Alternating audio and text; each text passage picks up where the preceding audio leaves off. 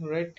तो programming paradigm के बारे में हम पढ़ रहे थे, तो इसमें डिक्लेरेटिव प्रोग्रामिंग पैराडिज्म जो है इसके बाद आता है। ये हमने देखा था जब हमने डायग्राम पढ़ा था कि ये तीन पार्ट्स में डिवाइड होता है: logical programming paradigm, functional programming paradigm and database driven programming paradigm. Right. अब देखिए, डिक्लेरेटिव प्रोग्रामिंग पैराडिज्म स्टाइल होती क्या है? It's a style of building programmes that expresses logic of computation without talking about it's control flow. कि मतलब हमको काम करना है, ये हमको है कैसे करना है, वो एक उसके लिए हमको ज़्यादा सोचने की ज़रूरत नहीं है, उसका कंट्रोल फ्लो के बारे में हमको बताने की ज़रूरत नहीं है। तो ये भी एक प्रोग्रामिंग पैराडिज्म हो सकता है। ठीक है, कि आप चाहें तो जो आपकी कुछ इम्पेरेटिव प्रोग्रामिंग पैराडिज्म को जो फॉलो करती हैं उनमें भी ये अप्लाई हो सकता है, ऐसा कुछ नहीं है। लेकिन ये आपके ऊपर डिपेंड करता है कि आपका काम आप क्या निकलवाना चाह रहे हो आपके प्रोग्रामिंग लैंग्वेज से। राइट। तो इसमें हमने लिखा हुआ है कि the declarative programming is a style of building program that expresses logic of computation without talking about its control flow। तो हमको उसके कंट्रोल फ्लो की के बारे में केयर करने की ज़रूरत नहीं है। राइट।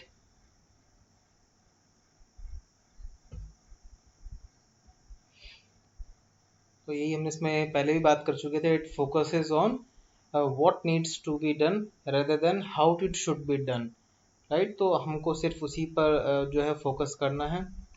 ये सिर्फ डिक्लेयर करता है रिजल्ट को। It just declare the result we want rather how it is to be produced. वही बात है जो हमने एक बार समझा दिया है आपको। ठीक है ना।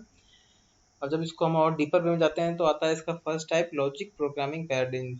ठीक है, ये क्या होता है ये अब देखो एक बार। इसमें क्या होता है, लॉजिक प्रोग्रामिंग पैराडिग्म में एक नॉलेज बेस आपके पास पहले से अवेलेबल होता है। राइट। और उसके बेस पर आप क्या है, पजल्स को सॉल्व करते हो, मैथमेटिकल कुछ चीज़ें सॉल्व करते हो, लॉजिकल प्रॉब्लम्स को सॉल्व करते हो, सीरीज को सॉल्व करते हो। ये आपका लॉजिकल प्रोग्रामिंग पैराडिग्म के अंदर आता है। मतलब आपको ये किसी ने बता दिया है कि ये पजल है, इसका रिजल्ट तो जो है वो यही आने वाला है।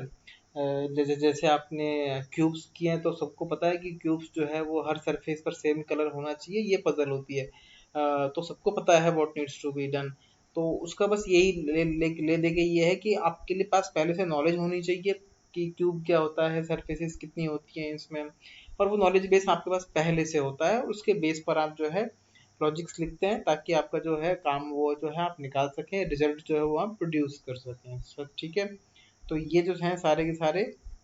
और जो ये लॉजिकल प्रोग्रामिंग पैराडिग्म है ये आपका आर्टिफिशियल इंटेलिजेंस में भी काम आता है, क्योंकि नॉलेज बेस उस लैंग्वेज के पास भी पहले से होता है और उसके बेस पर वो मशीन्स को ट्रेन करते हैं और आपके मशीन लर्निंग लैंग्वेजेस में वो काम आते हैं। ज़्यादा सोचने की ज़रूरत नहीं है, ये पूरा पूरा जैसे आर्टिफिशियल इंटेलिजेंस बोला, ये आपके फिफ्थ या सिक्स सेमेस्टर में पूरा सब्जेक्ट है, पूरी बुक है आर्टिफिशियल इंटेलिजेंस की। तो अभी के लिए आपके लिए सिर्फ ये वर्ड है, जिसको समझ में आता है वेल एंड गुड।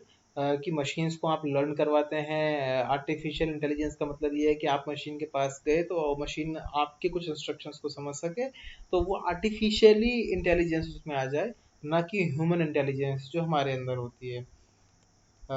ठीक है। नॉलेज बेस पर ये है आपका करता है, ये हम देख चुके हैं। जैसे प्रोग्रामिंग लॉजिक नाम से एक लैंग्वेज थी पुरानी, वो इस पर वर्क करती थी, तो उसका एग्जांपल है ये प्रोलॉग जिसको बोलते थे हम। ठीक है। उसके बाद आपका फंक्शनल प्रोग्रामिंग पैराडिग्म स्टार्ट हो। इस फंक्शनल प्रोग्रामिंग पैराडिज्म की नीड कहाँ पड़ी थी हमको? इसकी नीड हमको पड़ी थी जब हमको कुछ ऐसे फंक्शंस मैथमेटिशियंस को करने थे। पहले मैथमेटिक्स कंप्यूटर लैंग्वेज से पहले भी मैथमेटिक्स चलती थी, तो वहाँ भी उनको एक प्रॉब्लम आती थी कि मैथमेटिकल फंक्शंस को कैसे डील किया जाए। तो उसके लिए उन्होंने वो फंक्शंस वहाँ से लिखना स्टार्ट किया था। तो इसकी जो रूट्स है ना वो आपको मैथमेटिक्स में मिलती हैं। और ये आपकी लैंग्वेज इंडिपेंडेंट होता है कि मतलब ये फंक्शन है, ये काम करता है, मतलब ये एक ए होगा एक बी होगा, इसका प्लस करना है तो सम का फंक्शन जो है वो ए प्लस बी होगा। तो ये इंडिपेंडेंट है आपकी किसी भी प्रोग्रामिंग लैंग्वेज से, कि वो ऑब्वियस बात है वन प्लस टू जो है वो थ्री ही आने वाला है। तो ये आपका जो है फंक्शन प्रोग्रामिंग के अंदर आता है। ठीक है।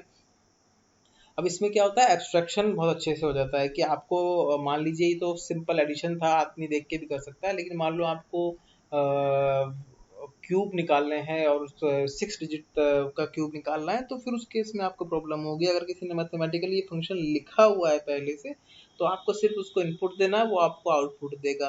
तो ये उसके अंदर जो फंक्शन के चल रहा है वो एक नॉर्मल यूजर को नहीं पता है। तो ये जो होता है इसको आप बोलते हैं डेटा एब्स्ट्रैक्शन। तो वो आपसे डेटा जो है वो एब्स्ट्रैक्ट हो गया है। इसमें वो डेटा जो है वो लूजली कपल्ड रहता है फंक्शंस के साथ में, ठीक है। तो ये आपका जो है ये पर्ल जावा स्क्रिप्ट जो लैंग्वेजेस हैं जो अभी आप पढ़ेंगे आपके प्रोग्रामिंग में, वो सब इसका एग्जाम्पल है, ठीक है।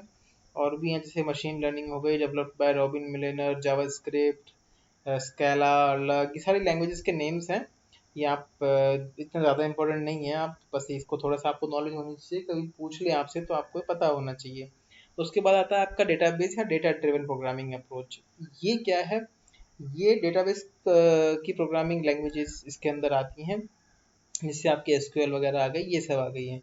तो ये क्या करता है, this programming methodology based on the data and its movement, program statements are defined by data rather than hard coding of series steps, right. अब इसमें क्या होता है कि आप जो है हार्ड कोडिंग नहीं करते हैं। हार्ड कोडिंग क्या होता है कि आपने सिंपली बोल दिया कि A equals to 2, B equals to 3, इसके बाद में आप ए प्लस बी लिख रहे हैं तो वो हमेशा आपको 5 देगा, 2 प्लस 3। अगर आपने ए को हार्ड कोड नहीं किया तो आप ए इक्वल्स टू एक्स लिखेंगे, एक्स की वैल्यू आप यूजर से लेंगे, तो वो आपका हार्ड कोडिंग नहीं होगा। तो प्रोग्रामिंग में कोशिश की जाती है कि आप कम से कम हार्ड कोड करें, राइट। तो ये आपका जो डेटाबेस पैराडिज्म है ये हार्ड कोडिंग पर बिलीव नहीं करता है, ठीक है। अब इसके अंदर क्या होता है, डेटा एंट्री होती है, अपडेट्स होते हैं, क्वेरी फायर होती है। ये आपका डीबीएमएस नेक्स्ट 4th सेमेस्टर में आपके सब्जेक्ट है डेटाबेस मैनेजमेंट सिस्टम, वहाँ आप पूरा देखोगे। अभी के लिए ओवरव्यू ले लो किस तरीके से लिखी जाती हैं चीज़ें। ये आपके स्ट्रक्चर क्वेरी लैंग्वेज, डेटाबेस जो है वो एसक्यूएल से भी लिखा जाता है। तो ये जो क्वेरी लैंग्वेज होती है ये लिखने का ये कुछ मेथड है, देखिए जैसे क्रिएट डेटाबेस, तो आप डेटाबेस क्रिएट करते हैं तो ये कमांड है क्रिएट डेटाबेस, और डेटाबेस का नेम लिख दिया आपने, ठीक है।